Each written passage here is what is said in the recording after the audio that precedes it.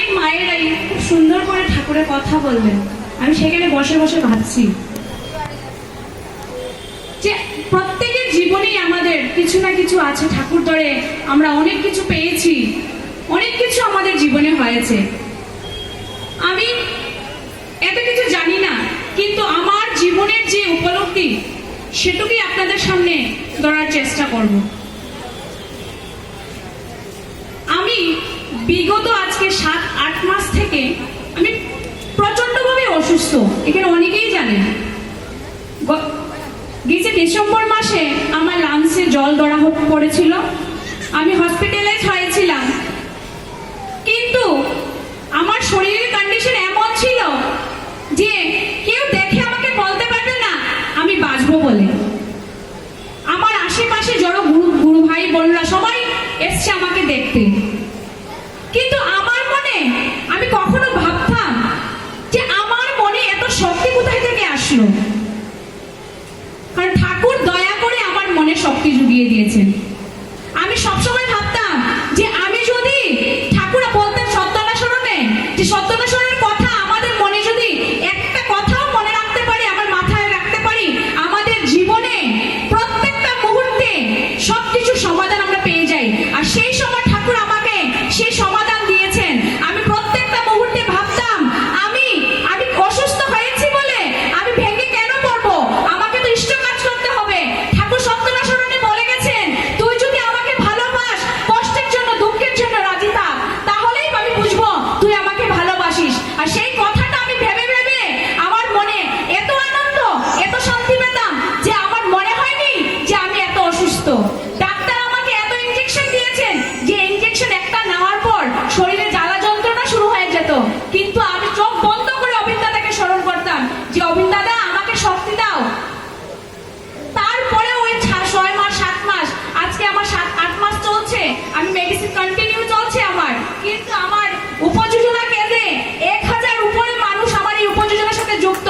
কিন্তু আমি ঘরে বসে বসে ইষ্টবৃত্তি নিয়েছি, কারণ আমি জানি কোনো মেডিসিন কোনো কিছুই আমার কাজ হবে না আমি যদি ইষ্টের সাথে যুক্ত না থাকি।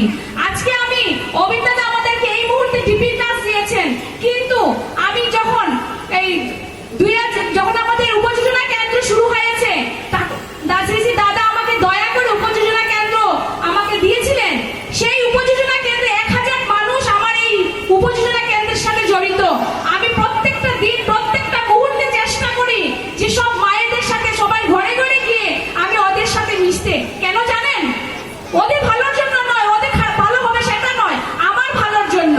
আজকে আমি নিজে চাকরি করতাম, আমি নিজে পড়াশোনা করতাম, আমি আমার ঘরে বড় ছিলাম বলে আমার ঘর মেনটেন করতে হতো। আমি সব করে আমি ইষ্টকাজ যতক্ষণ না করবো ততক্ষণ মনে হয় আমার জীবনে কোনো কিছু পূর্ণ হয় না।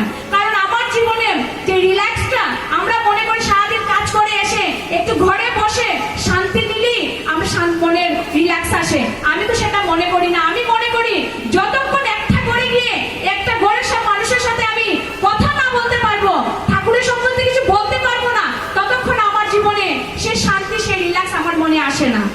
আজকে আমি বেঁচে আছি এই কারণেই, এই আচার্যদেবের দয়ায়, পূজনীয় অবিন দাদার দয়ায়। সেই ডিপি ওয়ার অবিন দাদা আমাকে এসেছে, দাদা অনেক আগের থেকেই সেই ডিপির কাজটা আমাকে ধরিয়ে দিয়েছিলেন বলেই আমি আজকে বেঁচে আছি।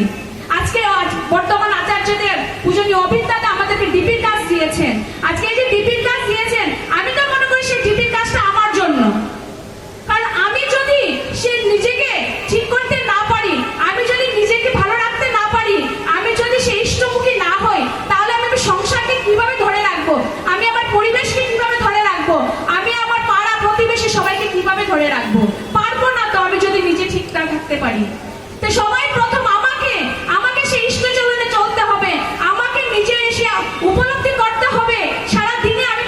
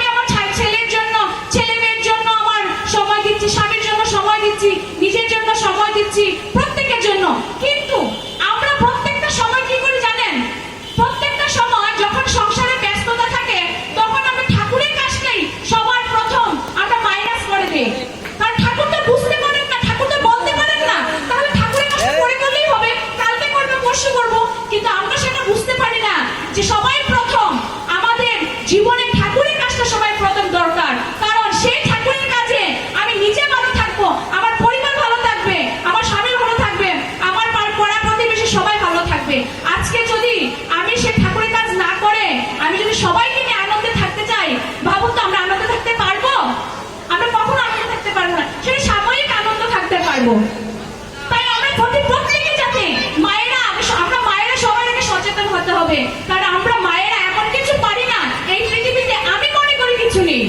কারণ বড় মা আমাদেরকে যেভাবে দশভুজা হয়ে দেখিয়ে দিয়েছেন, আমি মনে করি আমরা প্রত্যেকটা মায়েরা আমরা সবাই দশভুজা, কিন্তু এই দশভুজা হাতটুকুকে আমাদেরকে বের করতে হবে, কারণ এই হাতটুকু আমাদের জং ধরে গেছে, কারণ আমরা যে বৃদ্ধি প্রবৃত্তির জালে জড়িয়ে আছি। জীবনে আমাদের সংসারকে বাঁচাতে হলে, ছেলে মেয়ে মানুষ করতে হলে আমাদের সবাই প্রথম সেই ডিপির কাজে বেরোতে হবে। কারণ আমি যদি ডিপির কাজে বেরিয়ে একটা মাকে একটা ঘরে গিয়ে একটা ঘরকে আমি ঠাকুরের কাছে নিয়ে আসতে পারি, একটা ঘরকে সুন্দর করতে পারি, ঠাকুরের চরণে নিয়ে আসতে পারি, আমার সংসারের জন্য, আমার জন্য আমি কেন চিন্তা করব? আমার ঘরে তো আমার ঠাকুর আছেন, আমার ঘরে সবার প্রথম সবার আগে আমি ঠাকুরকে আমি শ্রেষ্ঠ করে রেখেছি। আমার গার্জিয়ান আমার ঠাকুর, উনি যা বলবেন আমি সেটাই করব। আজকে আমি যে বেঁচে আছি, আমি সুতরাং সেই মালিকের দয়ায় বেঁচে আছি। বর্তমান আচার্যদেব আমাকে দেখেই বলেছেন যে কাজুদাও সামনে ছিলেন, আমার স্বামীকে বললেন এত দেরি করে কেন আসলি, ওকে নিয়ে তুই আগে আগে আসতেছিলি, মানে আমার বাঁচার কোনো কথাই ছিল না। কিন্তু আমি মনে করি আমি তো বাঁচবো, কারণ আমার জীবনে যে মেডিসিন আছে, আর আমার জীবনে যে মেডিসিন আমি বানিয়ে রেখেছি, যে আমি জানি আমাকে কোনো মেডিসিনের প্রয়োজন হবে না।